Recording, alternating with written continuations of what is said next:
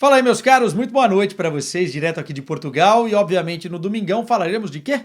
Do Tugão, 16ª rodada do Campeonato Português. Tivemos o principal jogo da cidade de Lisboa, o derby lisboeta entre Sporting Clube de Portugal e Benfica, os Leões encarando os encarnados no estádio José Alvalade, que inclusive foi recorde de público, né, nessa temporada. Um jogo muito grande para as duas equipes, muito importante para as duas equipes, mas me arrisco a dizer que era muito mais simbólico e significativo para o Sporting, pelo momento em que o clube atravessa para fugir daquela espiral negativa após a saída do Rubem Amorim, com tudo que aconteceu com o João Pereira, os resultados negativos das performances, o mental, os questionamentos, a mudança de treinador, o Rui Borges chegando do Vitória de Guimarães, seu primeiro jogo no comando do Sporting, logo o clássico contra o Benfica, 3 dias para preparar o time e tudo isso entrou em campo, né?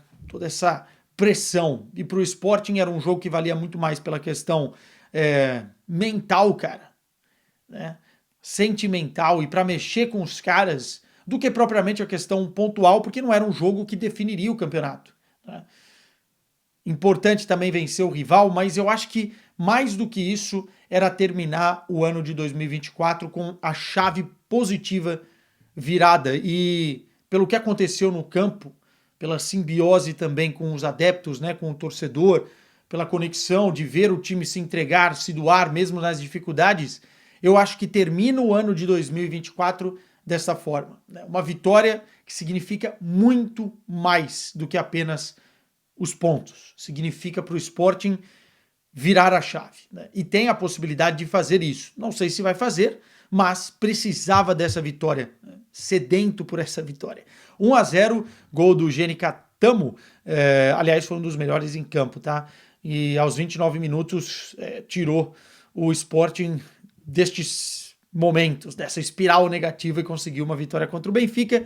E óbvio que a gente vai analisar esta partida aqui. Então, chegou aqui, é português, não conhecia o canal? Se inscreve, deixa o like e quero comentários dos adeptos benfiquistas, que eu sei que tem muita gente por aqui, e também dos sportinguistas, e por que não de todos os que acompanharam o jogo, e muito também da nossa comunidade lusófona que nos acompanha aqui, pessoal de Moçambique, Angola, pessoal de Cabo Verde, e não só, do Timor, enfim, de todos os lugares, todos os cantos, a galera que vai chegando por aqui. Tá bom? Vamos lá. Quero começar falando das escalações, porque eu acho importante, especialmente porque no Benfica foi fundamental, eu acho, para o time fazer um péssimo primeiro tempo. Eu achei muito ruim o primeiro tempo do Benfica e foi muito importante também para a nova cara do Sporting, tá? O que a gente batia na tecla aqui, que o Sporting precisava deixar de lado um pouco o que o Rubem Amorim tinha como pensamento autoral de equipe no esquema de formação tático, e aí eu tô falando dos três zagueiros, não só dos três zagueiros, mas tinha várias peculiaridades no time montado por ele, né, escolhido a dedo por ele e desenvolvido por ele por tanto tempo, que não dava para nenhum treinador entrar na equipe com esse fardo, né, tão pesado de conseguir dar continuidade a uma coisa que era autoral. E isso foi um dos karmas do João Pereira. Eu não tenho dúvida disso. E o Rui Borges, cara, pegou também esse rescaldo do João Pereira e utilizou isso para implementar um pouquinho mais do que ele pensa, né? E aí estou falando taticamente do 4-3-3, né? Muito mais do que enfim, 3-4-2-1, né? Ou 3-5-2 do Rubem Amorim. Já jogou com 4-3-3, né? Com o Israel no gol, o Quaresma na lateral direita. O Sporting precisa ir no mercado em busca de um lateral direito ofensivo, né? Um cara que possa realmente ser da posição, ser de origem. O Quaresma é um zagueiro. Muitas vezes, e nesse jogo especialmente, ele conseguiu subir, né, dando algumas arrancadas, mas não é tão a dele.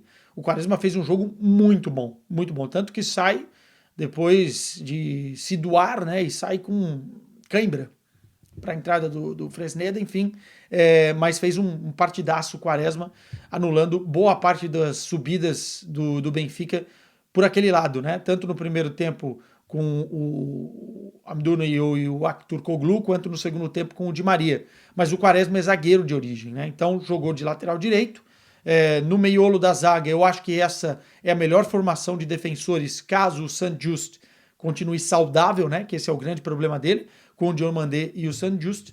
E do outro lado, o Matheus Reis, que é um lateral de origem. Ele pode fazer de zagueiro pelo lado esquerdo, pode fazer de ala, mas é um lateral de origem, né? Começou assim no Brasil, passou no São Paulo, enfim, dessa forma, até mesmo no Sporting.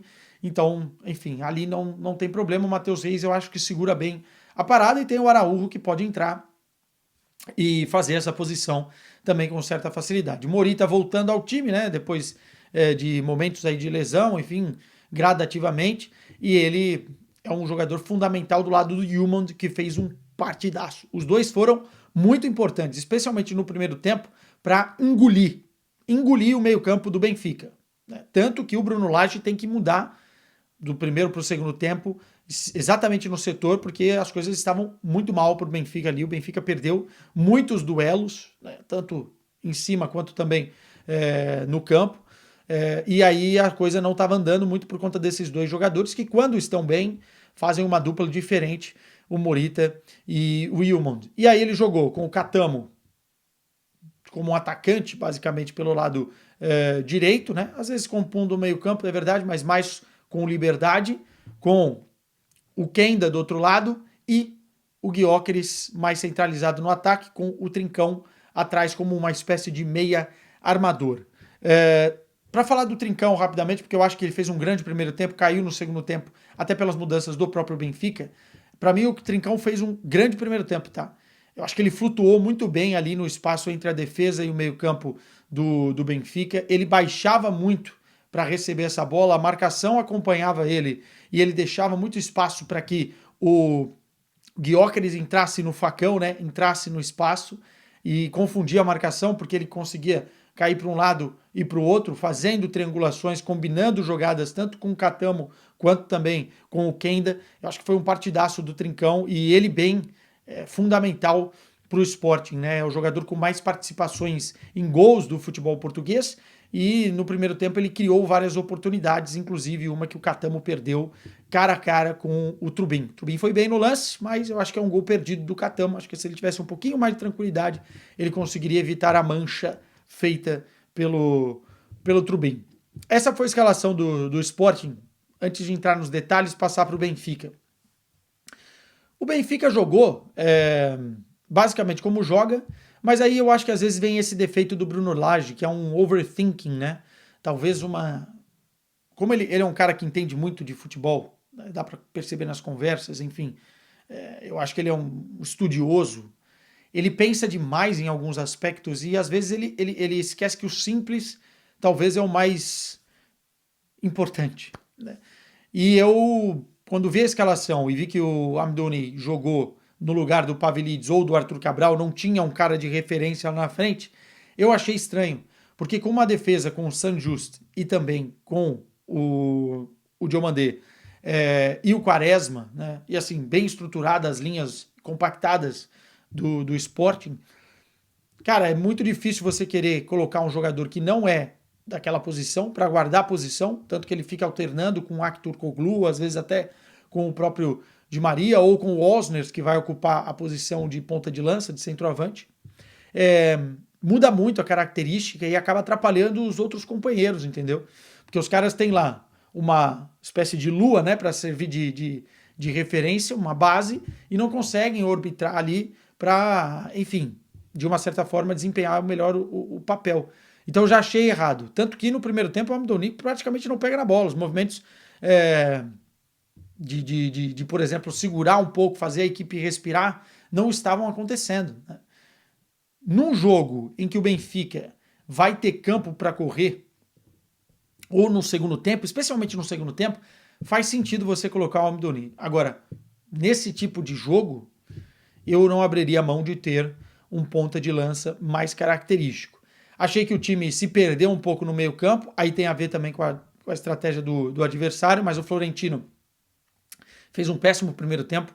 Ele tinha liberdade, às vezes, para conseguir começar a construir a jogada, mas verticalizava muito pouco, tinha pouca efetividade e ainda errava alguns lances, tanto que o Florentino é substituído. O Coxo passa no segundo tempo a fazer a função basicamente de primeiro homem do meio campo, né?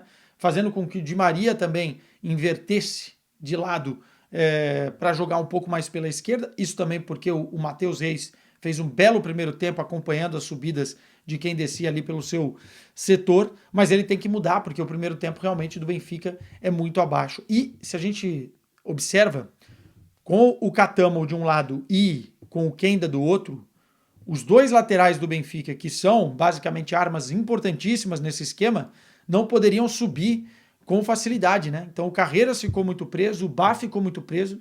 Foi realmente um jogo taticamente abaixo do Benfica no primeiro tempo e que resultou num domínio, um controle do Sporting. O Sporting poderia ter saído do primeiro tempo, na minha avaliação, com pelo menos mais um gol. Poderia ter saído com 2-0, porque teve chances para isso, né? Teve uma chance claríssima do Kenda, né, que eu falei, na cara do gol do Trubin. Teve um outro lance aos 39 minutos, se eu não estou enganado, do Gyökeres chutando de fora da área. Boas defesas do Trubin, boas combinações, deixando os jogadores com mais facilidade para finalizar, tanto que o Sporting criou 9 oportunidades de gol contra 4 do Benfica, só que essas 4 do Benfica não foram grandes oportunidades, do Sporting tivemos algumas.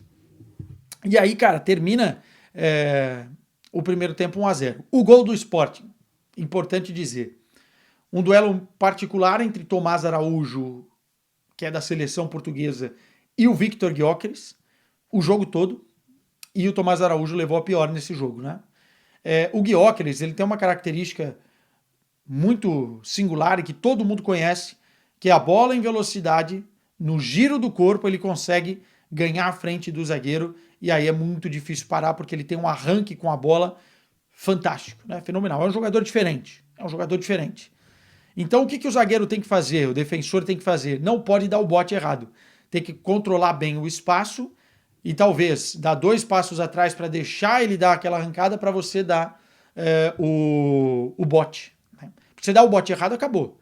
O Otávio do Porto, no jogo que o Sporting vence nesse primeiro turno do Campeonato Português, também dá o bote errado. E aí para buscar já era.